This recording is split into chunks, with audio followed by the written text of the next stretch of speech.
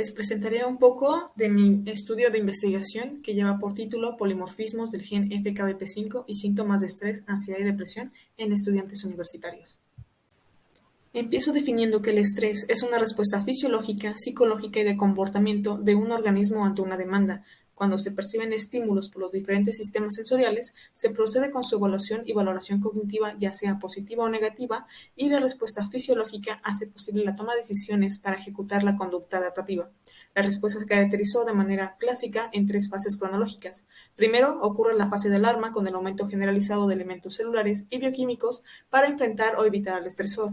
Ante la continuidad del estímulo estresor, ocurre la segunda fase, que es la de resistencia o adaptación para que el cuerpo pueda operar de acuerdo a las exigencias del estresor. Pero si el estresor continúa, ocurre la fase de agotamiento, se reduce la respuesta adaptativa y la homeostasis del organismo, provocando en el individuo fatiga, irritabilidad y miedo. La manera en que cada individuo afronta los desafíos diarios depende de diferentes factores, tanto genéticos, físicos, como de experiencia previa o ayuda social. Si estos mecanismos fallan, se generan respuestas negativas ante las demandas que pueden volverse patológicas, como podría ser la ansiedad y la depresión. Algunos datos epidemiológicos muestran que el estrés afecta hasta un 60% de estudiantes universitarios. En esta población en particular, la cefalea, fatiga, dolores musculares y alteraciones en las funciones cognitivas son comunes cuando las demandas tanto académicas como sociales durante su formación profesional exceden su capacidad de afrontamiento. Por otro lado, la ansiedad ha sido calculada en el 14.4% de la población mexicana antes de los 25 años, mientras que la depresión afecta a 34.85 millones de personas.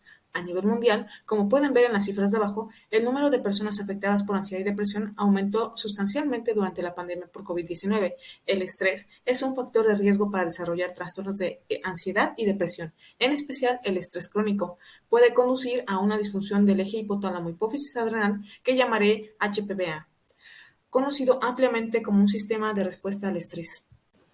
El planteamiento del problema del presente estudio es que los polimorfismos contribuyen a la desregulación del eje HCA y al desarrollo de trastornos relacionados con el estrés como la ansiedad y la depresión.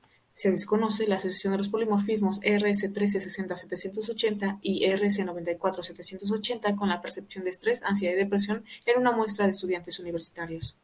El objetivo general es explorar la frecuencia de los polimorfismos RS1360-780 y RS94-780 del gen FKBP5 y sintomatología de estrés, ansiedad y depresión en una muestra de estudiantes universitarios. Los objetivos específicos son determinar la frecuencia de los genotipos de los polimorfismos del gen FKBP5 en una muestra de estudiantes universitarios, conocer y comparar los puntajes de sintomatología de estrés entre hombres y mujeres, así como la sintomatología de ansiedad y depresión entre hombres y mujeres. En la metodología se utilizó el instrumento de medición DAS-21, que consiste en 7 ítems, una prueba psicométrica para evaluar los síntomas de estrés, ansiedad y depresión en estudiantes que miden la depresión. Aquí me equivoqué en esta. Como parte de la metodología se utilizó el instrumento DAS. Como parte de la metodología para la determinación genotípica de los polimorfismos, se partió de la electroforesis en gel de agarosa, la cual mostró la integridad del ADN de las muestras sanguíneas, lo cual se puede visualizar en estas bandas en color rosa.